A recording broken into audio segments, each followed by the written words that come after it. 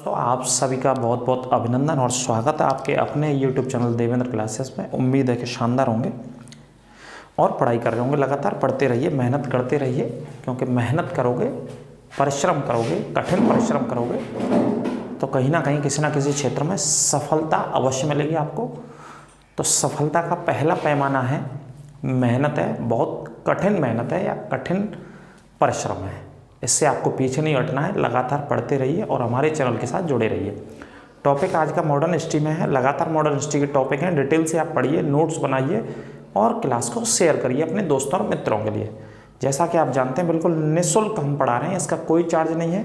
निःशुल्क आपको लोगों के लिए ये कोर्स हमारा चल रहा है। उत्तर प्रदेश पुलिस की परीक्षा के लिए पढ़िए या समीक्षा के लिए पढ़िए या कोई भी PCS के किसी भी वनडे एग्जाम के लिए आप पढ़िए, ठीक है। तो चंपारण सत्याग्रह की चर्चा करेंगे। थंबनेल से आपको पता लग गया होगा। लाइक करना ना भूलें और शेयर करें अपने मित्रों और दोस्तों के साथ ज़्यादा से ज़्यादा। चंपारण बिहार में स्थित एक ज़िले का नाम है।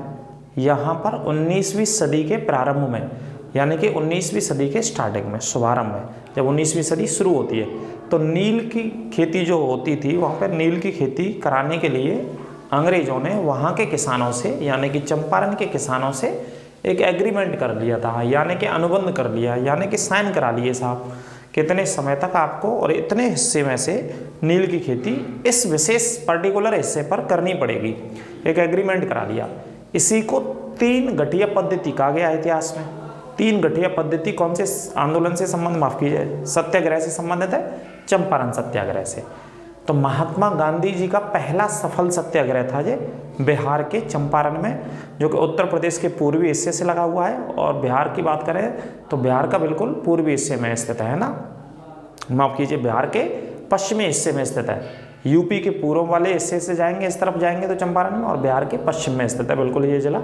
अभी इसमें 2 जिले बन गए बाद में, एक पूर्वी चंपारण, एक पश्चिमी। पहले एक ही चंपारण था, ठीक है। तो अंत तक रहें, काफ़ी महत्वपूर्ण पॉइंट बताऊंगा मैं इसमें, जो एग्जाम्स में PCS तक पूछेगा या किसी भी एग्जाम तक।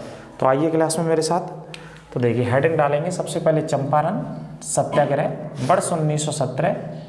इसमें लिख लेना पहला सविनय अवज्ञा सत्याग्रह या आंदोलन, इसे गांधी जी का भी कह सकते हो। पहला, ये वाला नाम कॉमन आपको कई जगह मिलेगा, जैसे एक मिलेगा आपको 1930 में भी मिलेगा, है ना।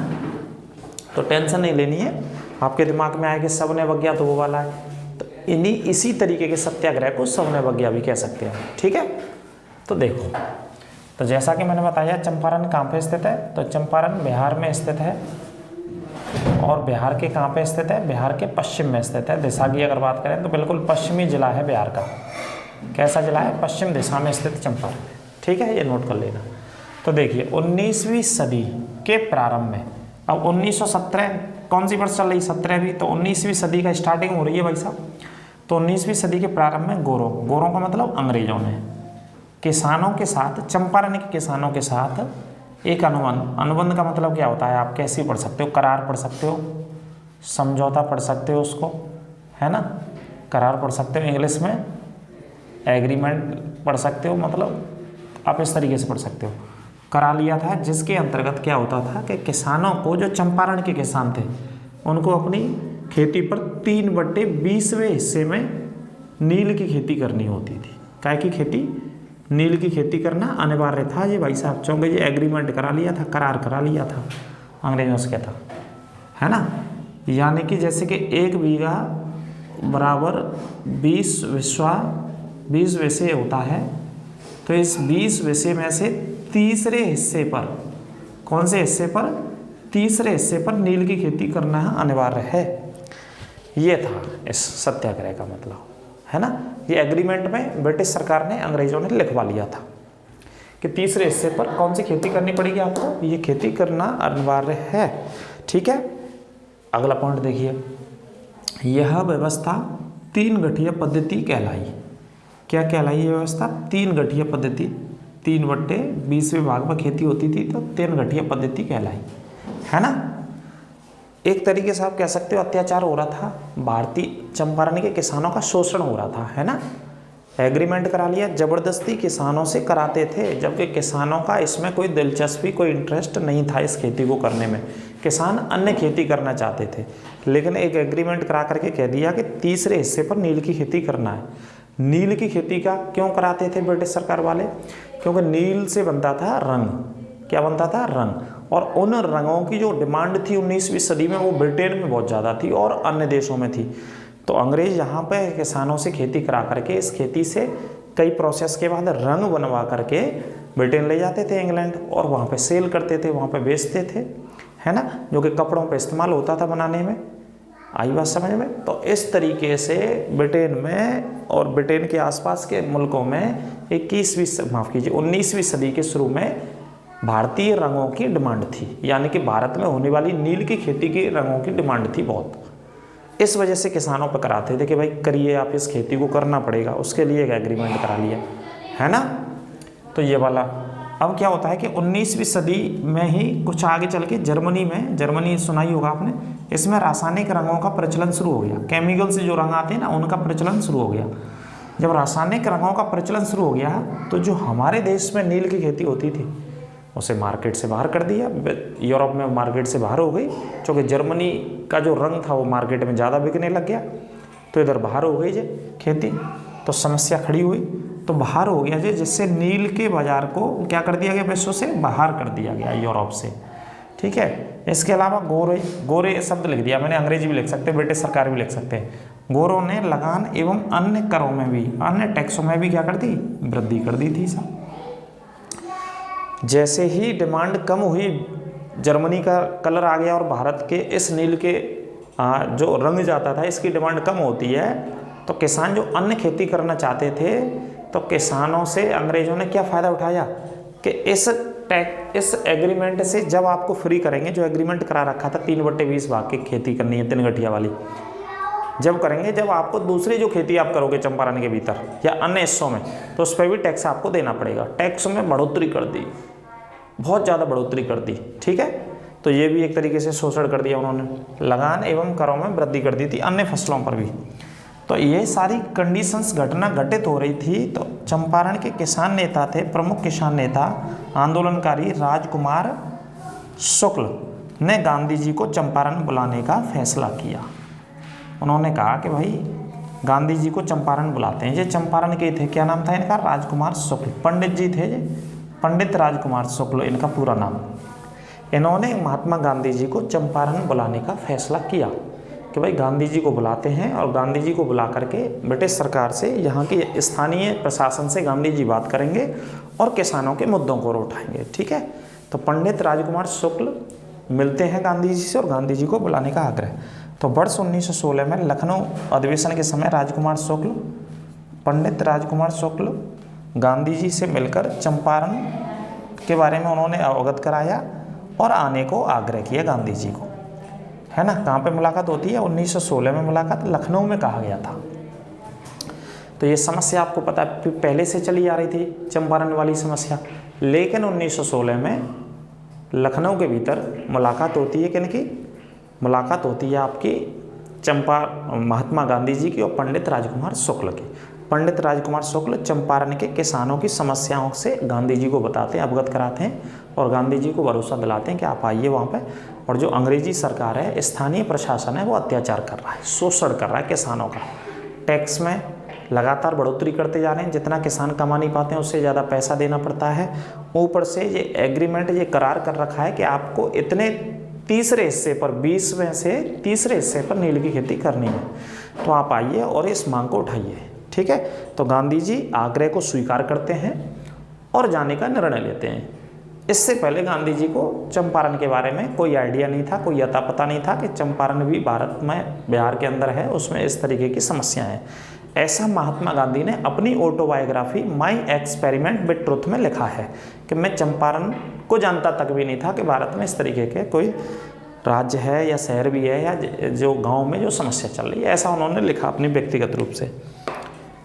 अब इधर क्या होता है कि देखो, कुछ नेता गांधी जी को, डॉक्टर राजेंद्र प्रसाद जो बिहार के थे, ब्रज किशोर भी वहीं के थे, मजहर उल हक नेता थे, एक महादेव देसाई, और जेबी कृपलानी भी लिख लेना यहाँ पर। एक नाम भूल गए हम, तो एक नाम ऐड कर देते हैं, जेबी कृपलानी के सहयोग से गांधी जी कहाँ पहुँचते हैं? चंपारण। इन सभी नेताओं के, इन सभी किसान नेताओं के सहयोग से महात्मा गांधी जी चंपारण पहुंचते हैं।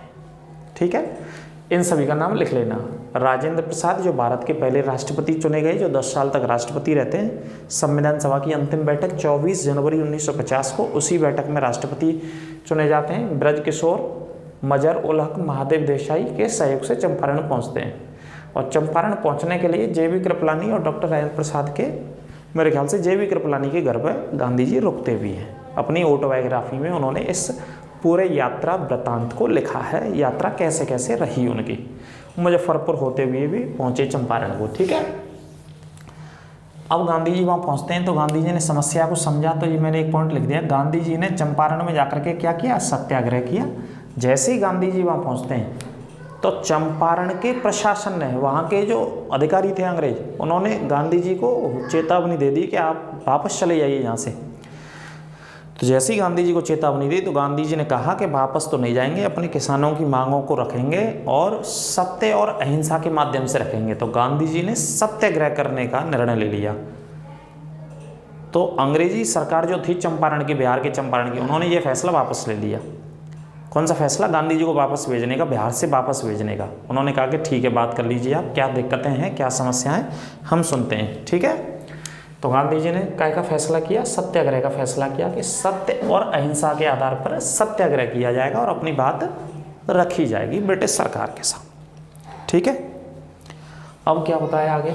आगे देखिए, गांधी जी ने अंग्रेजी सरकार को 3 गठीय पद्धति वापस लेने के लिए बातचीत करी और बातचीत करने के बाद उनको मजबूर कर दिया वापस लेने पर। तो 3 गठीय पद्धति को ख़त्म किया अंग्रेजी सरकार ने। कौन सी 3 गठीय पद्धति? जो मैं पढ़ाता रहा हूँ, 3/20 भाग वाली, है ना।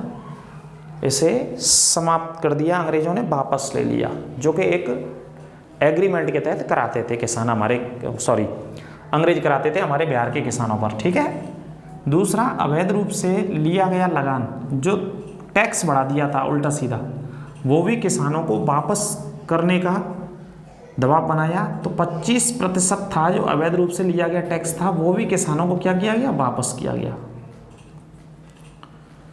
किसानों को ये वापस किया गया। जो अवैध रूप से लिया गया टैक्स था 25%, है ना, 25%, इस पॉइंट को भी नोट कर लेना।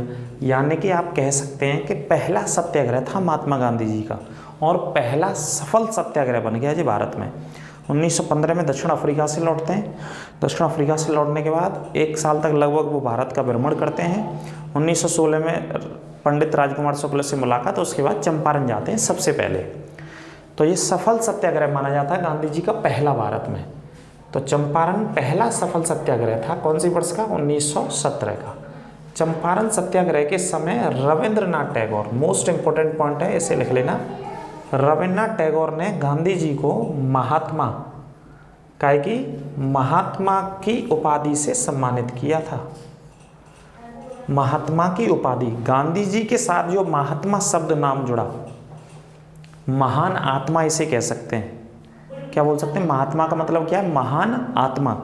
ये वाला शब्द रविन्द्रनाथ टैगोर ने दिया था चंपारण के सफल सत्याग्रह के समय। ठीक है, महान आत्मा कहकर के इसी वजह से संबोधित किया कि एक व्यक्ति जो दक्षिण अफ्रीका में 21 साल बिता करके आए हैं, भारत आए हैं और भारत आने पर उन्होंने पहला ही एक सत्याग्रह किया, वो भी शांत प्रिय किया, सत्य और अहिंसा के साथ किया। इसमें कोई हिंसा का स्थान नहीं था और अंग्रेजों को, गोरों को, ब्रिटिश सरकार को, ब्रिटिश हुकूमत को उन्होंने अपनी मांगों को मनवा लिया। तो इस सारे प्रकरण को देखते हुए रविन्द्रनाथ टैगोर ने गांधी जी को महात्मा की उपाधि से इसी सत्याग्रह में सम्मानित किया। नोट कर लेना, ये पूछा जाता है। दूसरा, चंपारण के अन्य किसान नेता अनुग्रह नारायण सिन्हा, रामनवी प्रसाद, शंभू शरण शर्मा शामिल थे। ये अन्य नेता थे जो साथ में शामिल थे, है ना। जो अंग्रेजों ने जांच कमेटी बनाई थी चंपारण के इस विषय को चेक करने के लिए कि भाई 3 गठीय पद्धति में क्या कर रहे हैं ये लोग, बड़े लोगों ने, जो ब्रिटिश सरकार के अन्य बड़े नेता थे, माफ़ कीजिए बड़े अधिकारी थे, उन्होंने जो जांच कमेटी बनाई उसमें गांधी जी को शामिल किया था उन्होंने कि आप शामिल हो जाइए और किसानों का पक्ष रखिए कि किसान क्या चाहते हैं। तो गांधी जी ने पक्ष रखा किसानों का। ठीक है, तो ये चंपारण के बहुत प्रसिद्ध नेता थे, रामनवी प्रसाद, शंभू शरण और अनुग्रह नारायण सिन्हा। अब 3 गठीय पद्धति देखो तो ये ऑप्शन में आ जाता है 3/20, या क्या बोलते हैं इसको, 3 गठीय पद्धति। मतलब 1 बीघा बराबर 1 बीघे में कितने पैसे होते हैं, 20 पैसे होते हैं, या 20 कट्ठा भी इसे बोला जाता है, कट्ठा, या इस तरीके से नाम आपको पुस्तकों में मिल जाएंगे, जैसे पटवारी की तैयारी करते हैं तो ऐसे किताबों में, है ना। तो इसके 20 भाग में से 3 भाग पर नील की खेती करना क्या था, अनिवार्य था। तीसरे हिस्से पर नील की खेती करना अनिवार्य था। ये नोट कर लेना, ये थोड़ा समझाने को लिखा मैंने, ये काम भी आएगा आपके पटवारी के पेपरों में।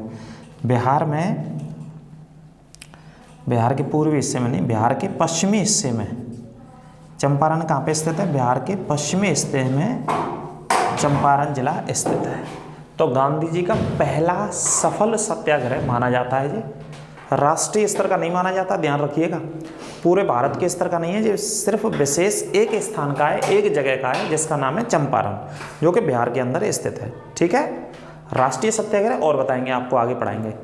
तो ये टॉपिक चंपारण सत्याग्रह बिल्कुल पूरा डिटेल से पढ़ाऊंगा, एक टॉपिक, आप चिंता ना करें, है ना। क्लास को शेयर करते चलें अपने दोस्तों और मित्रों के साथ, निःशुल्क हम पढ़ा रहे हैं, इसमें कोई दिक्कत की बात नहीं है, कोई फीस चार्जेस पैसा कहीं पे नहीं है। दूर दूर तक आप पढ़ते रहिए, चैनल को शेयर करते रहिए। चैनल पर नए जुड़ते हैं तो सब्सक्राइब अवश्य करें और बेल आइकन दबाना ना भूलें। बहुत जल्दी सभी सारे टीचर्स की टीम और सभी डिजिटली माध्यम से ठाकुर जी राधा रानी की कृपा से और आप लोगों के सहयोग से, कोऑपरेट से, प्यार से, स्नेह से कोशिश करेंगे कि बहुत जल्दी उसी में लगे हुए हैं कि आप लोगों के बीच डिजिटली माध्यम से क्लास दें आपको। ठीक है, तो आप पढ़ते रहिए और क्लास को ज़्यादा से ज़्यादा शेयर करते रहिए और लाइक करना भी ना भूलें। अपना ख्याल रखें विशेष। सभी को नमस्कार, राधे राधे।